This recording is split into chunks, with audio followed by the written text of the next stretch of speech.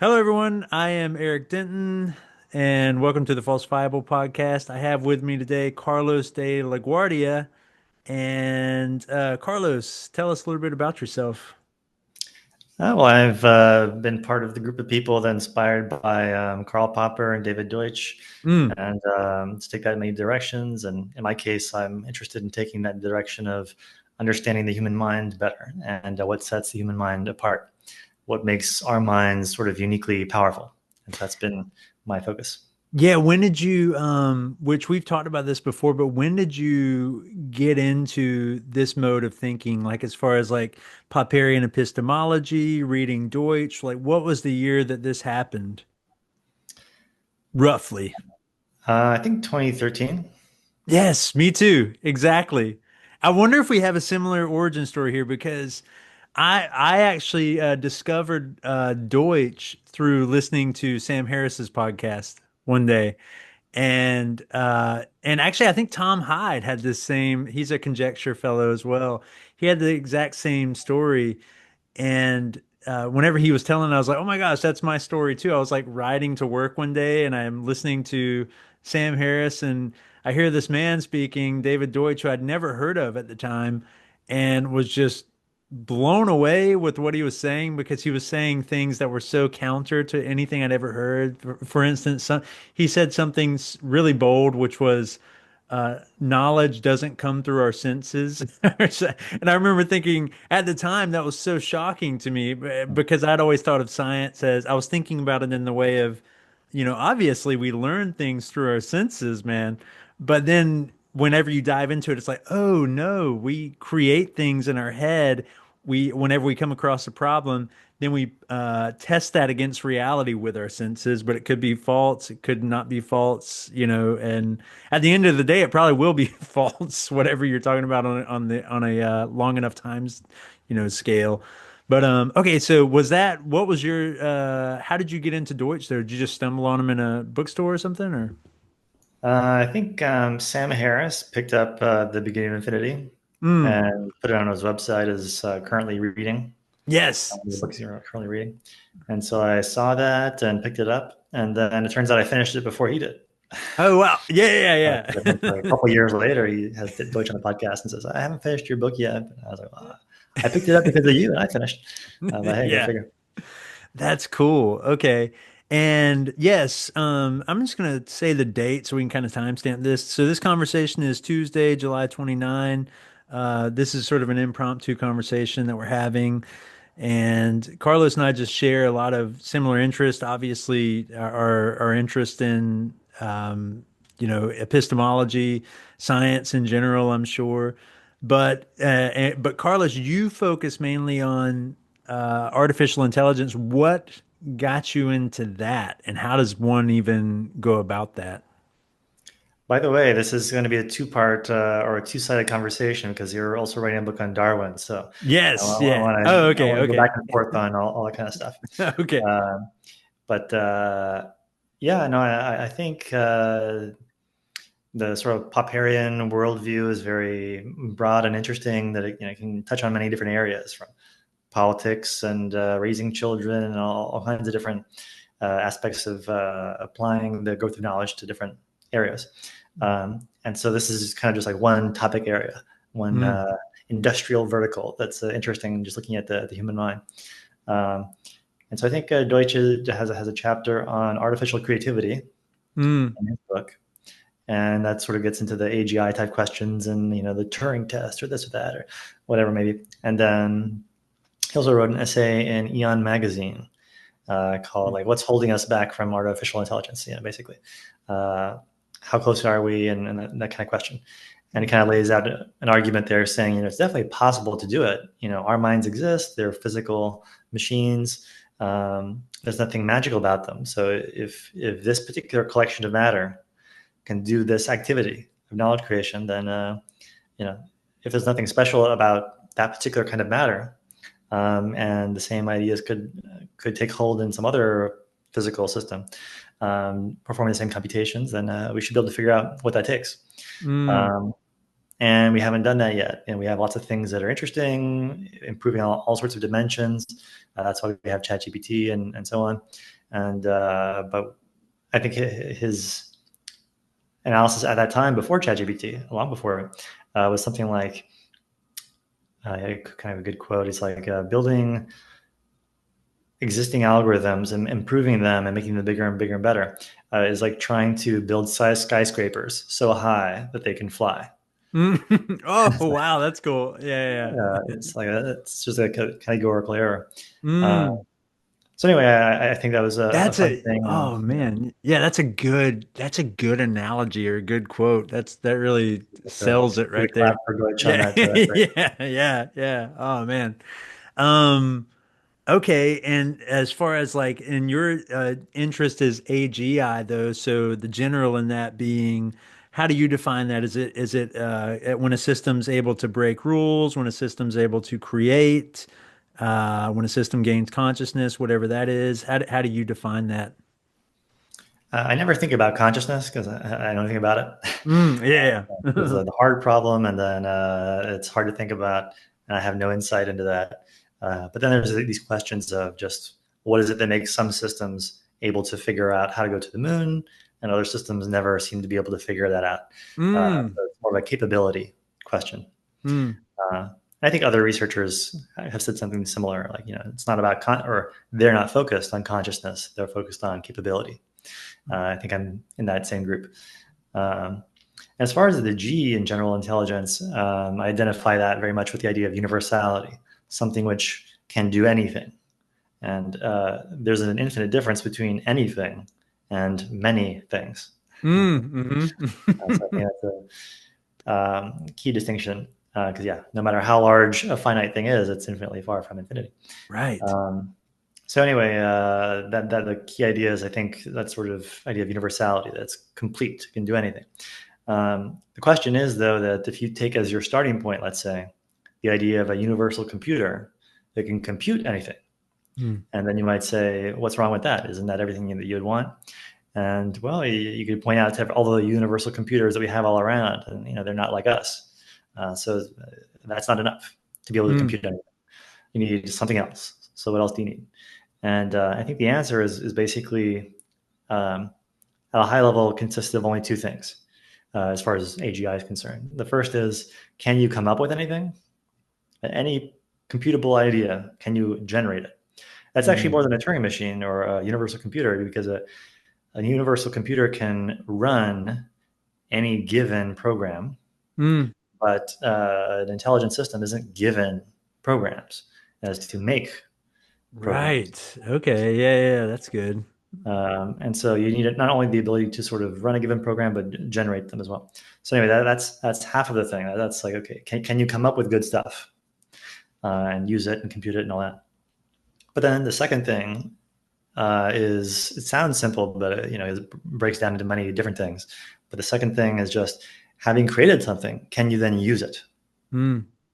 Which isn't trivial, because you could imagine, like, oh, I forged a beautiful sword or a hammer or something, and you can make it, but then let's say you have no technique for using it. It's too heavy for you to lift, or whatever the case may be. So Mm. you are capable of making many excellent ideas and tools, but lack the ability to wield them.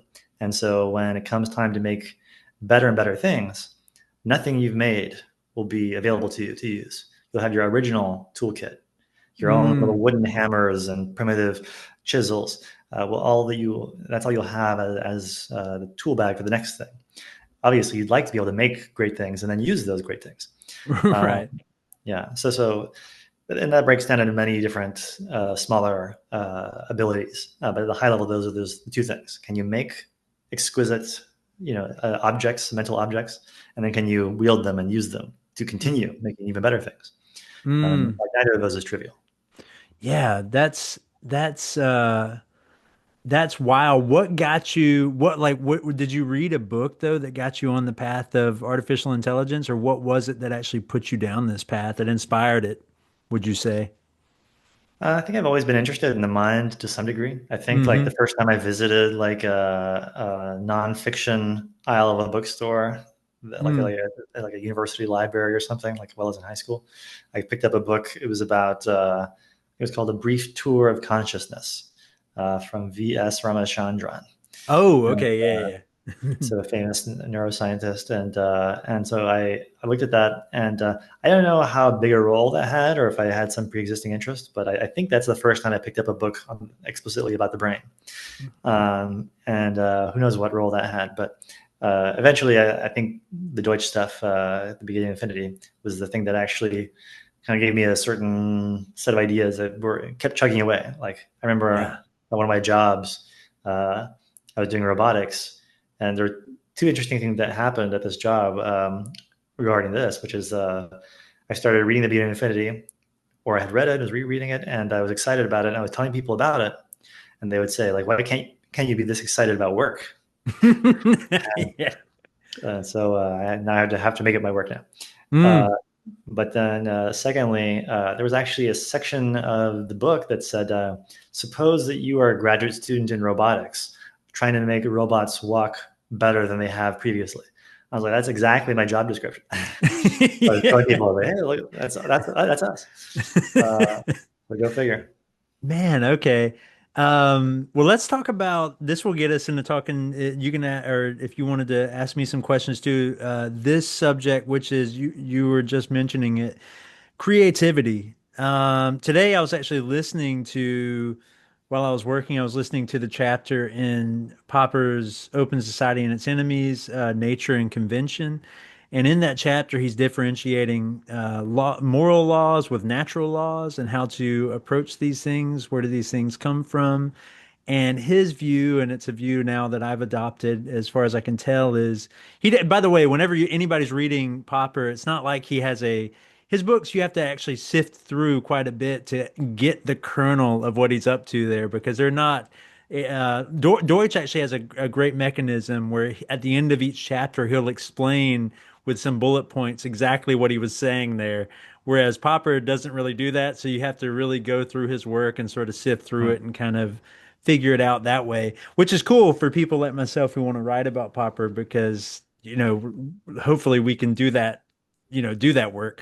But anyways, I was reading or listening to this and it's all about creativity, whether even when it comes to morals and moral, we can't derive an ought from an is. This is something that Popper accepted. He has no qualms with that. However, we do have things like morals in the world. They probably most likely came from religion. Generally, morals and ethics come from religion or some sort of traditions in the past. They sort of just arose. We don't know the history of it, but what Popper points out is that's really not important though, knowing the origin of this stuff or this is like that's a very Platonic way of thinking where you have to Plato would he put forth the idea of the what is it idea forms and ideas, which is like this Platonic world where everything was perfect and then only from there everything degrades or goes downhill pretty much as it change any kind of change from that is a downhill slope. Anyways, Popper doesn't accept any of that. He just says that these things naturally grew. We don't know exactly how.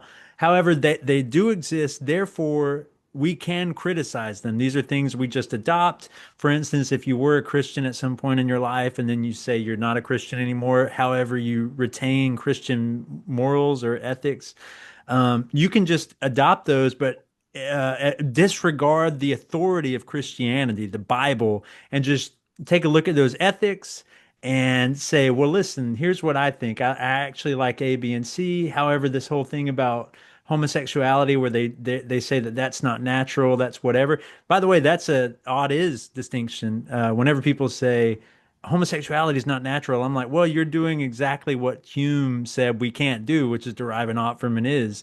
Who's to say what we can invent anything, and morals are exactly that. Anyways, all this to The funny say, thing would be, what if it turned out that like the distant past of all animals was homosexuality or something?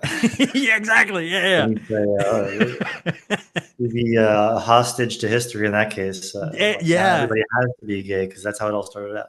exactly. So exactly, it's a good example. So anyway, so the reason I started thinking about this though is like I like the idea, and I think it's true that we invented morals, morality. Some point in history, we creatures with our general intelligence thought, I don't like this way of living, therefore I'm going to choose to live this other way. And then you had, your neighbor said, well, I don't really like what you just said there. Let me critique that a little bit. And then so on and so forth. And you form ways of living that everybody can, get behind or that's within your specific community. And, anyways, I just think that that's so cool. But the thing about creativity is not only is it, in the moral sphere because you can create different ways of living and then you can open it up to criticism. So it's objective in that way. But it's also within science. Everything within science, all knowledge comes from creativity. And likewise, whenever you're writing a book or doing art, this creative engine is what I've been thinking about a lot lately. And I feel Yeah. like the G in artificial general intelligence is like that. That's to me what large language models thus far are missing. Even if you ask, and maybe I'm wrong, you could correct me on this, I got Carlos, a but little like, distracted because I saw outside my window a helicopter and then also an eagle. yeah, You can continue now. yeah. Even if I uh let me think here. So yeah, I think that that's sort of I think it's the missing ingredient, but like for instance, I will say something to Chat GPT. I'll say write a paragraph about blah blah blah, and you can even say like make it a little imperfect, make it this, make it that, make it this, but then it does that stuff so precise that it seems kind of boring. And it's just kind of like, well, this isn't even like fun to read. I kind of like a person because they have these weird quirks about them that are Yeah, strange. I don't think it's the quirks per se that make somebody interesting. I think it's more that you recognize the difference between sort of being interesting on the one hand and being grammatical on the other. It's Yeah. easy. Turns out it's easy to be grammatical to some degree, easier than people thought it probably would be. But then it turns out that a human is trying to say something in an interesting way, or even apart from that, uh, the exact things that you include depend on a theory of what the person would like to read. Yeah. So Mm, you cut out what's boring and you condense on the good bits. You kind of have to know a lot about somebody to make a funny joke, for instance. And this mm, is kind of the basis of the book from Daniel Dennett, and then I forget who else. It was a book called Inside Jokes, which I have picked mm, up but not fully read or read much of it all. But it takes the premise that humor is an interesting window into how the mind works, mm. and kind of asks the question like, what does it take computationally to either like make or then appreciate jokes? Because it really is about the exact experience you go through as a listener. You hear X, Y, and Z, the setup, and then you hear the punchline. And if you were to flip those two out of order, it doesn't work. Yeah. You Yeah, have to yeah. be led on the path that you think goes left, and only then, when you show that it goes right, you have an experience that we might call humor. Uh, but yeah, if you just say we're going to the right and you end up on the right, it's very different. That is, yeah. So as far as creativity goes, though, this has been the thing I've sort of been thinking about at least this week. What, how, and I ask a lot of people that I asked Deutsch this, and I asked, I think I might have asked Sam Kuipers this the other day, but like what kind of gets your juices flowing whenever you want to get up in the morning and you're trying to work on something like, whether it's with artificial intelligence or writing or music or whatever you're doing, how do you go about it? Do you just fiddle around with stuff until you click onto something, or like what is this may sound benign and boring, but like actually I'm fascinated with how people do this because sometimes I play guitar. So like whenever I'm writing, if I'm making a song, I'll generally just be twiddling while I'm watching TV or something, or even I'll be watching a show that inspires something or a soundtrack, and then I'm off and running. Is that how you approach like writing or working on artificial intelligence or any of the things that you're doing? I got a guitar as well, and I like noodling a bit. The Yeah. Yeah, I don't know. I guess it's sometimes I'll be reading, and so more recently, to kind of get back into the flow of writing, I was just listening to Douglas Hofstadter's book, Mm. "I Am a Strange Loop," Oh yeah. and so I just kind of would let that go. And then as I had a thought, I kind of stopped and started writing about it. And I have this whole bunch of notes in an app called Roam. And so that's all the defining feature of which is that you can connect different notes. So you almost have like a website with hundreds of pages or thousands of pages of your own. And so that's what I use mostly. And I have like a million plus words in that thing. Yeah. But so in that case, I was kind of listening to a book and then reacting to it myself. And sometimes the value of a book like that is that you learn something that they wanted you to learn. And sometimes it's more that you disagree with that and you kind of have your own thing, or also it reminded me of some other stuff I had thought about. And so I kind of developed those a bit more. At other times, it's a bit more just that I have my own bunch of things, and there's sort of cutting edge of that, a set of notes that I'm working on. So I have a whole bunch of stuff written down that I feel like I have somewhat worked out in my head and on the paper.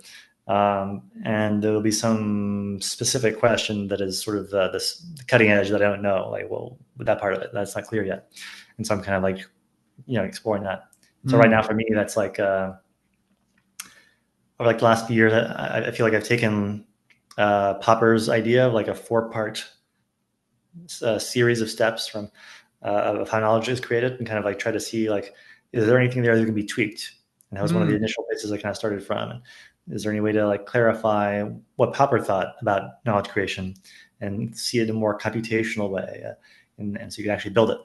And so that sort of leads you down a certain set of questions, and you kind of take his 4 chunks of the process and break them down and see, is there any way to reevaluate each of those and go through all that. And then you start saying, well, this other idea about universality, for instance, he didn't really address that. So if I try to like mix his 4 ideas with universality, and that's another set of 4 questions and whatever comes out of that. So this is part of the process that trees and branches and forks and all this sort of thing. Until that now I'm more focused on like, okay, I feel like I understand my version of Popper's stuff. Right. Sort of, okay, so I have that more basic view of the chunks in there. And now it's more like what physical systems or sort of more abstract programs have all the properties that I would like. So I've sort of, I guess I would say like a lot of my work up to now has been to try to figure out like what are the requirements of an AGI? Like what are the high level things it should be able to do? And kind of like come up with a laundry list of those things. And then now put that to one side and ask, okay, well, if that's what you wanted to do, what kinds of programs can do those things? And do each of them individually, all the things that you want, and then do them all together at once, which is a separate, integrating all these different things. Yeah. So I think that's where I'm at now, like trying to, I think I'm like getting a little bored at this point with like trying to figure out what it needs to be able to do. I think I'm getting that more clear. So now Yeah, that's okay, well, good. how can you implement it a little bit? So Well, I like how you work on stuff because you've done videos and whenever you do like cool diagrams where actually you were just doing it right now, just without the markers, you draw yeah, circles and you do like that's really cool and actually got me to thinking like that too because actually watching one of your videos, I started what was I thinking about? It was oh man, this was recently. I was thinking about something and I did that where I was like, let me write this down and like actually draw a picture of it.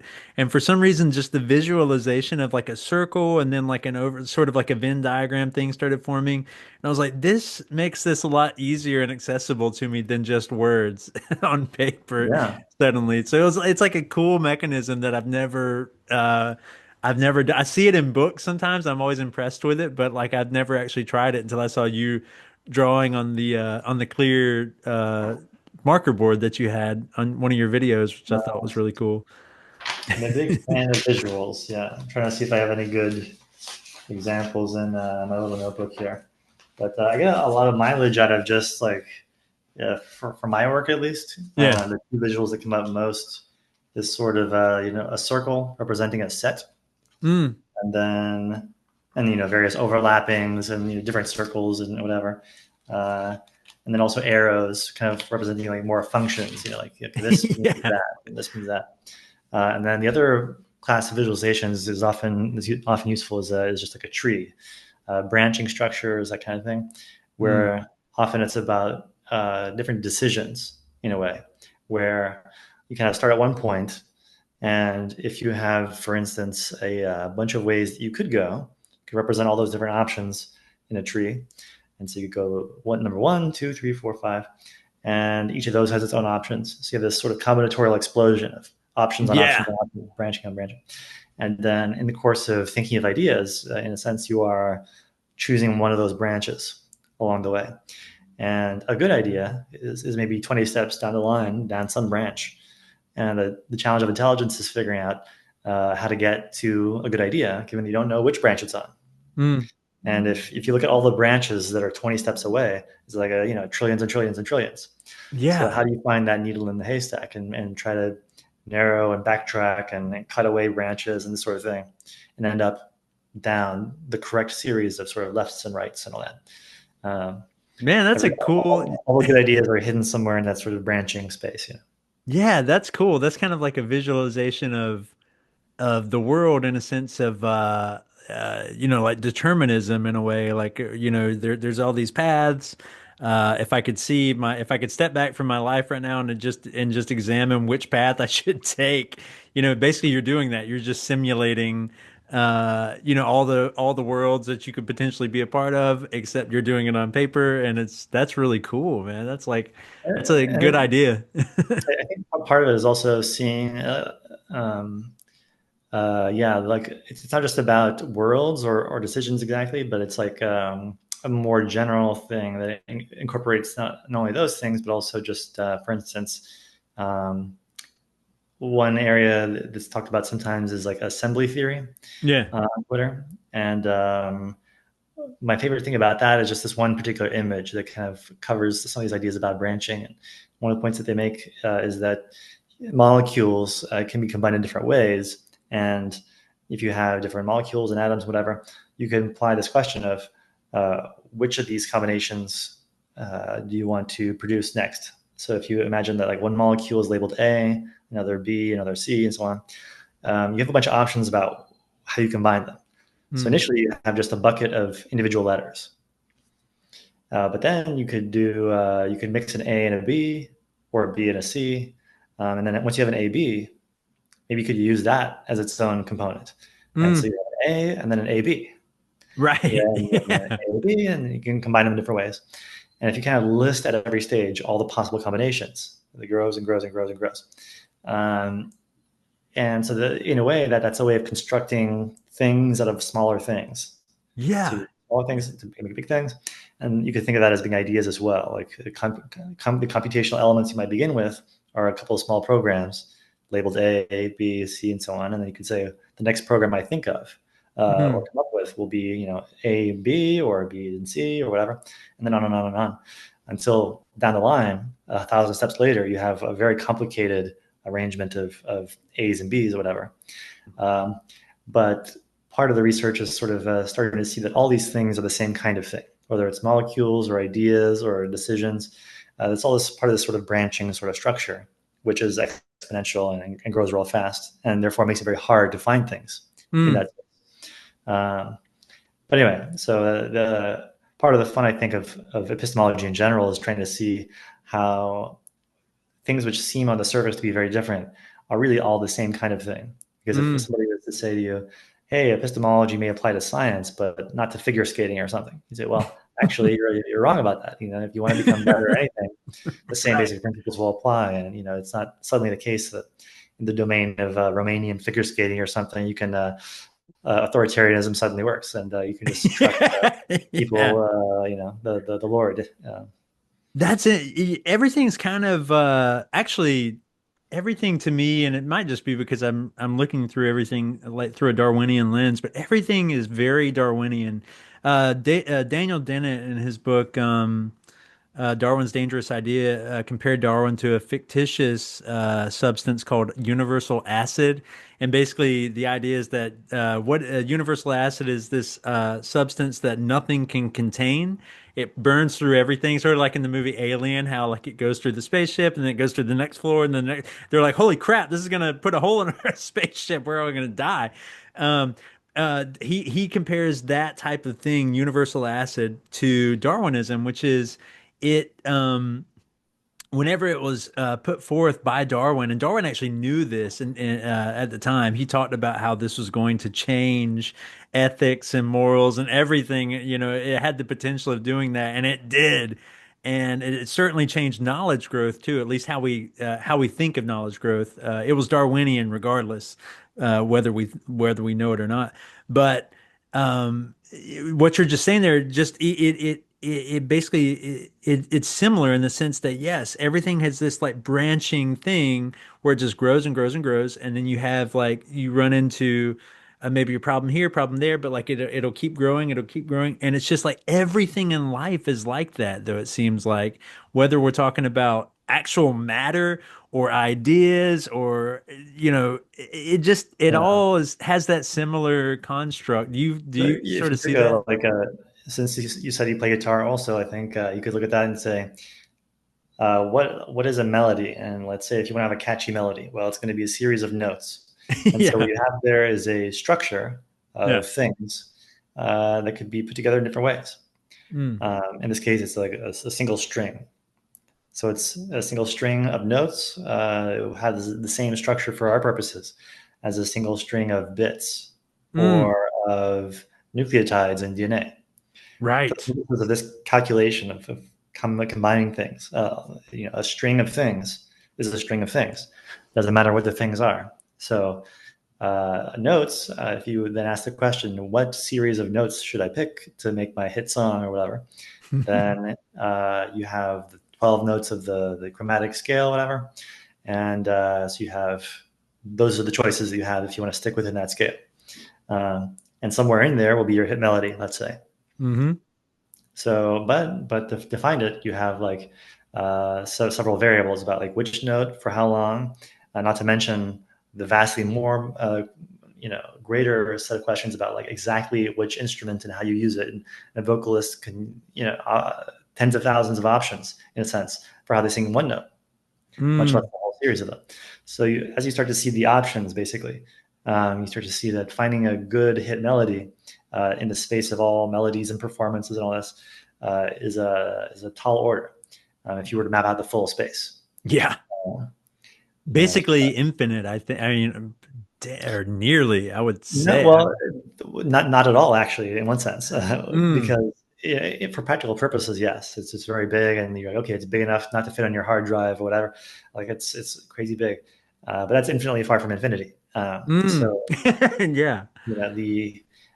there's a useful concept that I like to talk about to call the sort of I guess I haven't come up with a good name for it yet, but like the idea funnel or something. Yeah. Um, and at the highest end of the funnel, the widest end, there is just the infinite set of all things that can be thought of. That's everything that's possible. Um, and this is basically everything that is computable. Mm. So that's an infinite set. It's countably infinite. So there, that's the size of that thing. Everything that's computable. Um, Somewhere down the line, there's a set of everything that you currently know in your head right now. Mm. That's an important set to look at. And below that, actually, even smaller, is a set of ideas that are in your head that is currently active. Mm. And that's almost like the Popper's searchlight, where you have everything that's in your head, and you're using bits and pieces at different times. Suddenly you're on the golf course, you're using golf ideas. Then you're on the guitar, using the guitar ideas. You're, Yeah. you're, you're using different parts of that. And obviously, you want to be using the right parts. You don't want to be thinking golf while you're playing guitar, and like it doesn't work at all. Yeah. Um, so that's the smallest end of the spectrum. Is the things that are active in your head right now. You zoom out. That's everything that you have in your head right now, or that is in your head at all, not merely the ones that are active. Mm. Then beyond that, there's this sort of middle ground, which is all the things that you could think next, Mm. which is all the ways you could combine existing ideas to make new ideas. And so there, you may have an idea for melody A and B that are in your head already.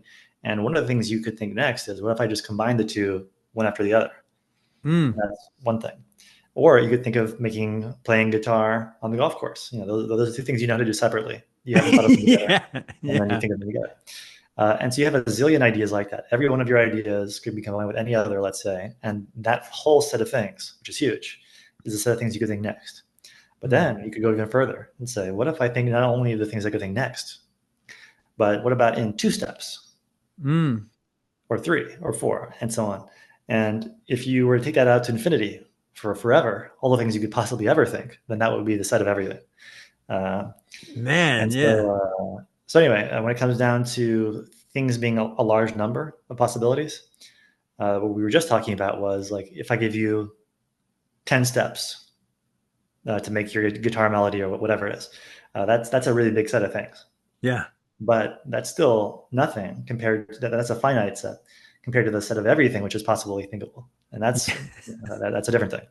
But the set of things you could think next, it grows very fast. So yeah. It's so that's interesting. This is something actually that I did speak with Deutsch about, which is sort of sticking with the idea of creativity and ways of thinking. I think you might have even said something about this on your X, and or you alluded to it or something. But this idea of, is anybody capable of doing or creating great ideas, or is it because here's the thing, and I struggle with this. um, there are people that are just so like they're like a sieve, or they're like a conduit, or what is they just are good at making great ideas for some reason. They don't even know why it is, but they're just really good at it. And then you have somebody else that might have an idea that's good every now and again, but they don't really do it as much, or it doesn't land or whatever.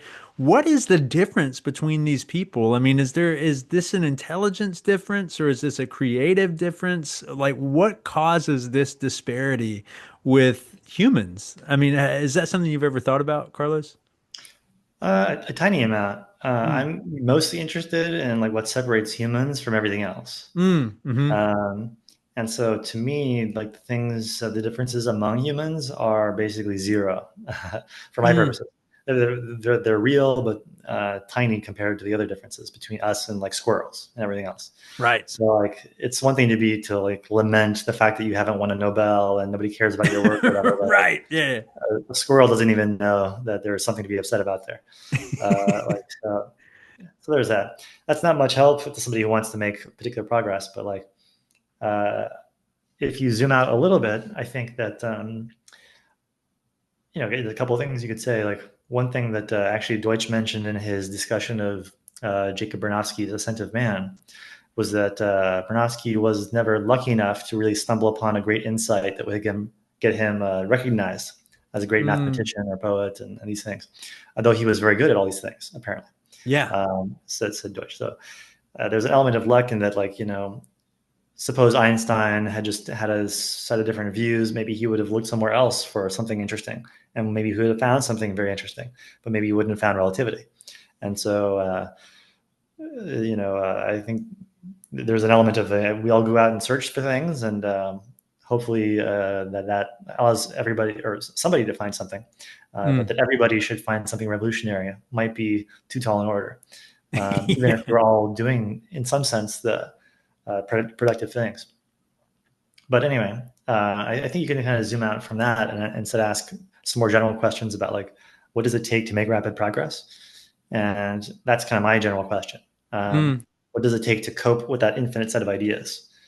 Because it is so big, and because the good things in it are so hidden Mm. among all the exponentially large amounts of trash in the world of ideas, Yeah. that how do you combat that? That's the central question of my research, I guess. Um, so in a way, my research is all about like, number one, can you actually even generate all the stuff in this set of ideas? But then B, what you ultimately want is the good stuff. And being able to generate everything is, that's just table stakes. That's the first thing that you need in able Hmm. to generate these good ideas, is just to reach them. But the ability to Right. reach the good ideas is the same ability that it takes to reach the bad ones. Mm. That's So interesting. you need Yeah. more than that Yeah. as well. You need to be able to sort out the bad stuff and get rid of it as quickly as possible, so that the good stuff uh, is what you end up both finding efficiently and then recognizing that it's good and using that as opposed to the trash. Uh, so yeah, that's part of what you need. And so there's this question um, of efficiency and the costs of reaching good ideas. And there's a whole set of things about that, like, including some of what, like one thing that I like about Popper I mentioned this to you before. It was that he has this phrase about testability. He Mm. says the content of a theory is what it forbids. Hmm. Basically saying if it forbids nothing and everything is consistent with this theory, then nothing is inconsistent with it, then nothing could show it to be false. Everything Right. with the theory. So what kind of theory is that? Doesn't constrain the world at all. It fits with everything. And so that's a claim about theories and their testability.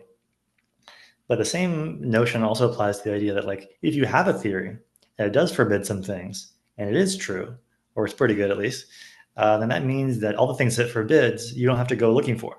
You know, Mm. if my equations say, like, if you throw a ball, it will follow this parabolic curve, and that's the trajectory of the ball and gravity and so on. And that theory forbids you seeing the ball elsewhere. Mm. So in his mind, that's useful because if you see it elsewhere, okay, you got to throw out the theory. It's bad. But if it's right, if it's a good theory, then in fact the ball won't be elsewhere. And if you're like, where's Right. the ball? You should look on the curve, Mm. and you don't have to look on Alpha Centauri Yeah. because Yeah. there was no chance that the ball just teleported there. Mm. Which physically, like, you don't know. There's a world in which maybe that could happen. Um, but not in our world. Our theory might be good and says that the ball will lie in this very small line and Yeah. nowhere else in the entire universe. That's a hell of an efficiency boost if you're looking for that ball. Yeah. Yeah. That's Uh, true. and every such theory is like that. So you're getting these enormous speed ups and constraints on the world, and every great theory is doing that for you. Yeah. Yeah, that's right. It reduces information, good information reduces entropy. It gives us we suddenly know where to look now for whatever. Even with like Darwinism, like now we know that within Precambrian, like where or certain fossils will be in certain strata, or they won't be in certain strata. So it gives us a focus that we can like now utilize and look for. We can find things that are that we're looking for, and if we don't find them or they're in the wrong place, then we know something is amiss. Something's not correct here. It's either the theory's wrong or it's our experimentation might be wrong. But yeah, that is cool. That's the thing that's also I find that is really what makes Popper his whole his framing of everything. And I think Deutsch, his like biggest contribution to that, at least in my mind, was this idea of good explanations. When he added that contribution to the Popperian worldview, that kind of is a great, that kind of unlocks a lot for me, at least. Whenever he added, I listened to that, and then it puts forth the idea that basically if it's not if it doesn't appear to be a good explanation from the outset, we might as well not even waste our time on this particular thing. If it's too hard to, Yeah, if it's but variable and all this kind of stuff. But yeah, I think it is interesting to trace the sequence of ideas and how it all kind of comes together. I mean, Darwin discovers his theory. Popper gets inspired by that. mhm. Incidentally, Darwin was inspired by Malthus, right? Oh yeah, Uh, oh so yeah. go figure. Like today, we're like we look at him as like this great pessimist, and perhaps that's true. But then also inspire these other ideas that turn out to be the core of optimism in a way. So go figure. Oh yeah. History is That complicated. So this, so I don't want to, so to kind of stick with this again, sort of creativity and also this idea that I introduced a moment ago, which is, it is controversial. It's like I personally don't like the idea of thinking about intelligence as one person is more capable than another person and so forth.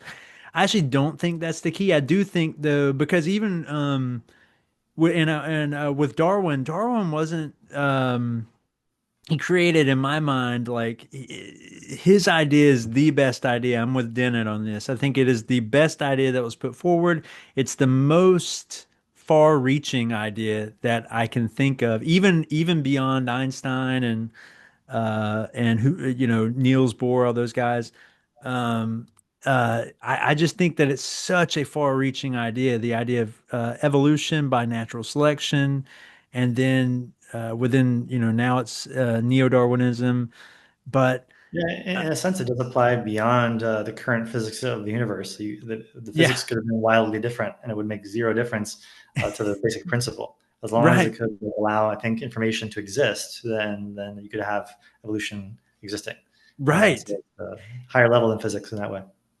Exactly. So but the thing is, the reason I say all that is that Darwin, though himself wasn't really special. I mean, if you read about him, especially his early life, he was just a very common boy. In fact, like many people said that this is the most ordinary kid I've ever seen. Like he wasn't special. He was not great in school. He basically did poorly, like I think in all of his college I think years. I think the British comedian David Mitchell said like on a game show thing, comedy show, it's like I dress as unremarkably as possible, uh, to such an extent, as much as possible, except to the extent that it would itself become remarkable.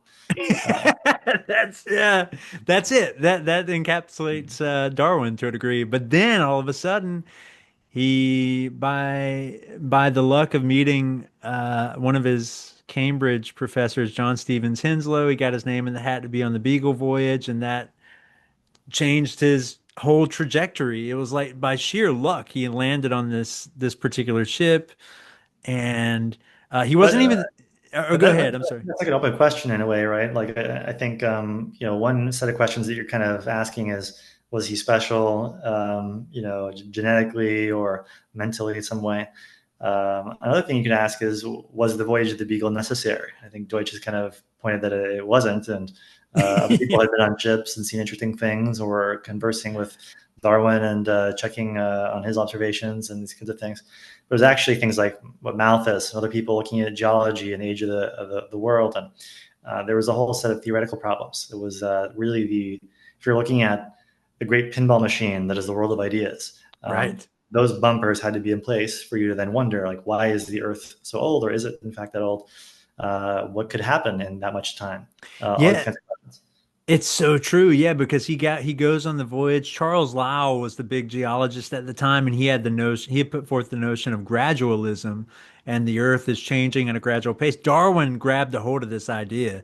I mean, he just thought this was interesting, and Darwinian evolution is, he mapped that on, and because of these other ideas that have been floated before, including Erasmus Darwin, he had floated the idea of evolution by not natural selection, but sort of a Lamarckian evolution. And obviously, Lamarck came before, which is the idea that the way a giraffe's neck gets long is that the parent giraffe stretches its neck to get the leaves, and then he passes on that stretched neck to their children, so on and so forth. The neck gets longer.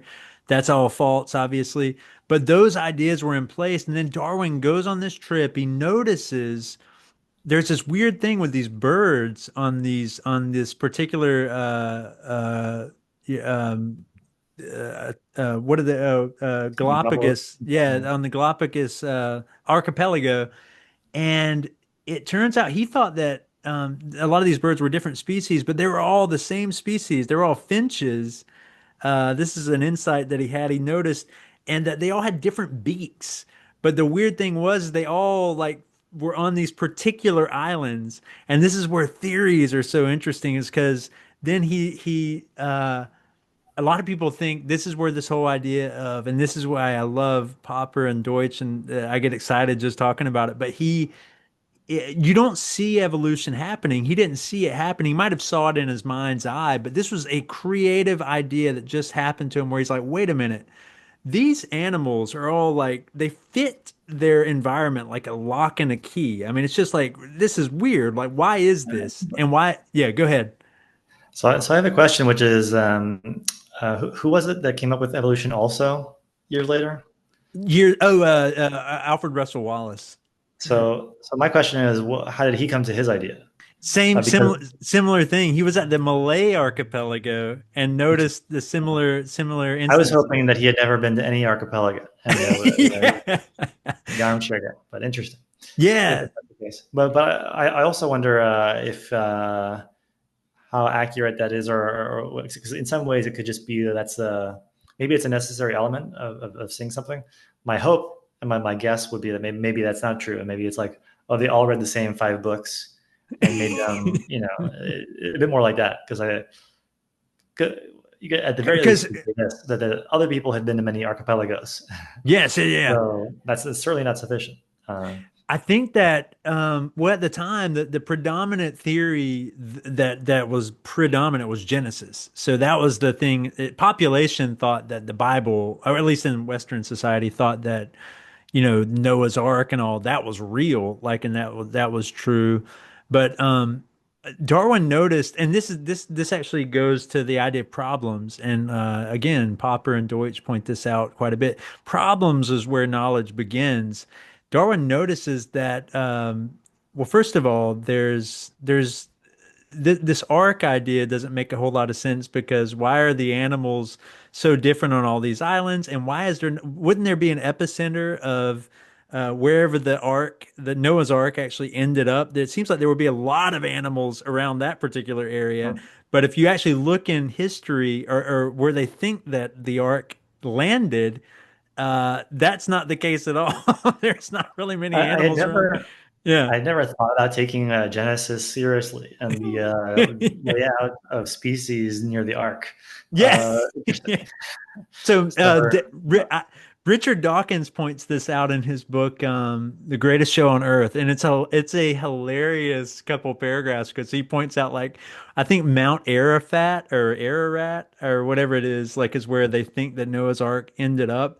But but Richard Dawkins was like, well, if we take that seriously, why is it that there's no animals around there today? And why is it that you have only marsupials on Australia? You have only like all these animals are in their spots perfectly, and it doesn't match up to the Bible at all. And it does match up with Darwinian evolution perfectly. I mean, it's just Well, like, I guess my question would be like, why don't you see a lot of weird dead animals around the mountain? It's like I can take the idea that they got out, but I expect to see a whole bunch of them that maybe didn't survive too well in the mountain area. yeah, yeah, So yeah, yeah, exactly, a exactly. bunch of bones, With probably that, a lot more than whatever species we're left with now. Because if half of them died because they didn't like mountains, then you say, okay, there's going to be the big graveyard of Noah's Ark. right. Yeah. Okay, so just to put a fine point on the Darwin thing, the reason I talk about this again, it's like it's just so interesting, and I think that your point a moment ago, where you said, I wish he wouldn't have went on the voyage, and I wish he would have just came. Like, do you say that because it's like, Oh, it's not that uh, I wish he wouldn't have gone, but it's more like, or yeah, with Wallace, I guess. yeah, yeah, Uh, I was hoping that you'd say, oh yeah, like he never left his library, and yeah, thinking the yeah. alternative version. Oh, And it's like, yeah, that would have been, yeah, if that totally would have been finished. the if that would have been the case, that would be cool. I guess there are scientists like that. They're like Alfred or Albert Einstein, I guess, and pretty much those type of scientists. They just sit in a chair somewhere. Deutsch is probably like this. I mean, he sits down, he thinks, and he's just in a room full of books, and that's But how he. on this point, maybe this is for another time, but something that I think was an interesting element of Popper is his discussion of problems. And one of the things that became awkward for me as I would write about it and think about it was that it seemed like the notion was so expansive that almost anything could be described as a problem. And as a result, I found myself saying the phrase like problems and opportunities, like Mm, different things that would maybe come up. And it's all part of this, what Popper would call problems. But then I started thinking like maybe what is like the real purpose of problems in his epistemology? And I was thinking for me, if you like zoom out a bit, it's more like just choosing which ideas you want to interact with. mm, And so that if you decide that there are some problem to do with neutrons or something, and this is the problem. The end result of this is that you focus on neutrons and some particular set of ideas that you otherwise wouldn't have focused on. Like about whales, but you ignore that for these purposes. You're just focused on these neutrons. And that's basically your mind telling you that if you want to discover something good, these neutrons are the place to look. So mm, start coming up with ideas related to those and whatever. And so this same, with this notion of problems in the classical version is the case of like, I thought X and I observed Y and they clash. So let me come up with the Z to solve it. Yeah. So that's a very clear conflict of ideas. And so, but there's not just that. There are other more general forms of problems or attention direction kinds of things where if you just see something in the distance that is new to you and interesting somehow, then you might go in that direction Mm. and not any of the other directions. So again, you're focusing your resources in some particular way that you think might be fruitful, but it may not take the form of explicit theories or anything. So anything that just nudges you away from stuff that's fruitless, that's boring or whatever, and towards things that are fruitful, that's a helpful thing to have. Mm. And this very crisp notion of like a logical conflict is only one version of that. There can be an infinite variety of things that sort of push you away from some things and towards others. And so I call that more general thing attention. And Mm. that's sort of my slight twist to Popper's notion of problems.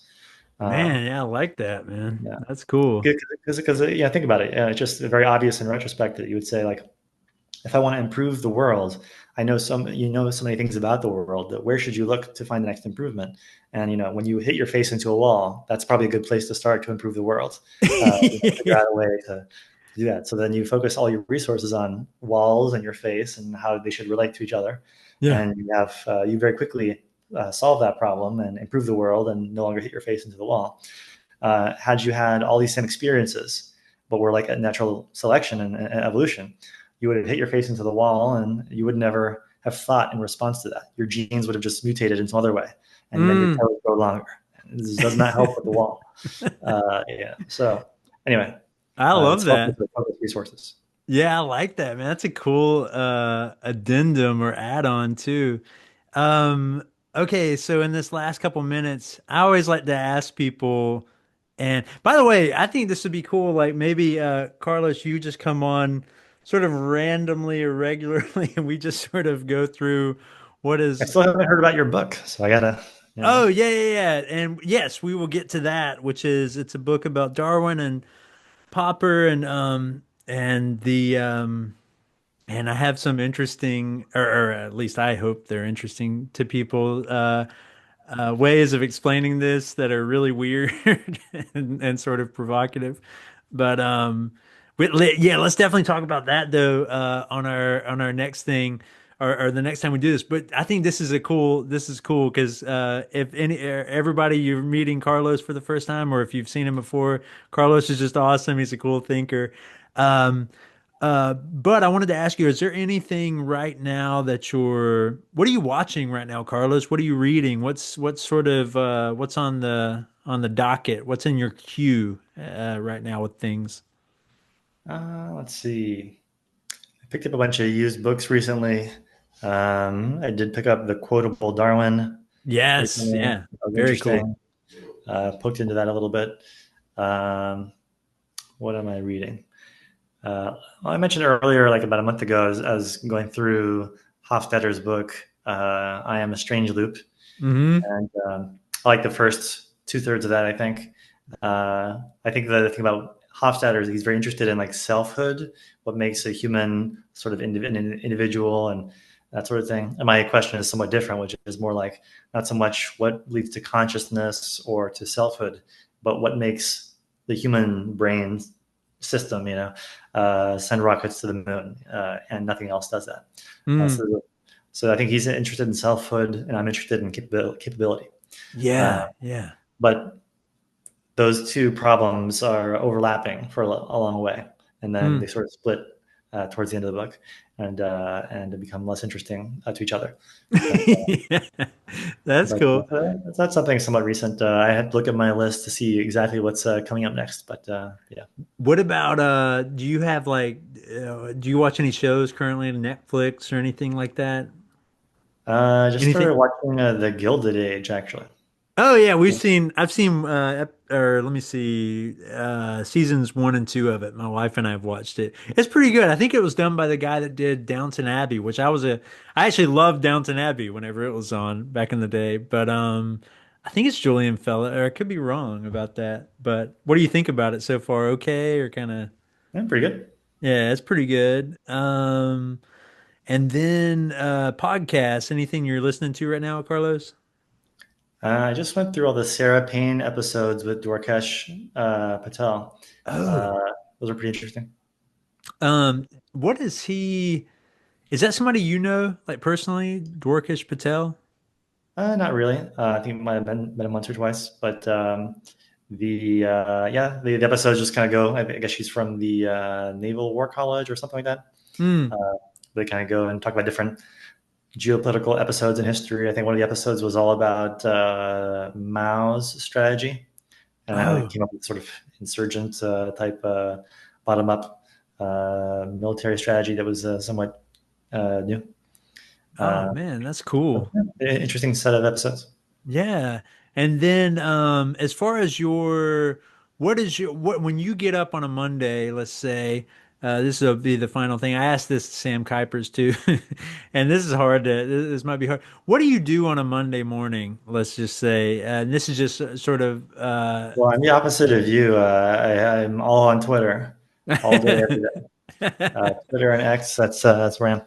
But I think I've done more than like 600,000 words on I Twitter. saw yes, I saw you said that today. 630,000 words, I think is what So you I don't found. know how much of that is just BS, whatever. But it is. It's only like 100 words a day, I guess. But it's like 10 years. That's So crazy. go Yeah, figure. that's really weird. That's a freaking that's like the Bible, dude. I mean, that's like or longer. Shoot, I Yeah, don't know, and maybe. if you read it, you would get much more than no. But Actually, I mean, strangely enough, you actually would. I mean, maybe not historically, but okay. So that's cool. Well, Carlos, I'm gonna everybody, thank you for listening. I'll cut it first, and then we'll chat for 1 second. But this was the Falsifiable Podcast. This is Falsifiable Podcast. I'm your host, Eric Denton. I have with me Carlos De la Guardia, and this was really cool.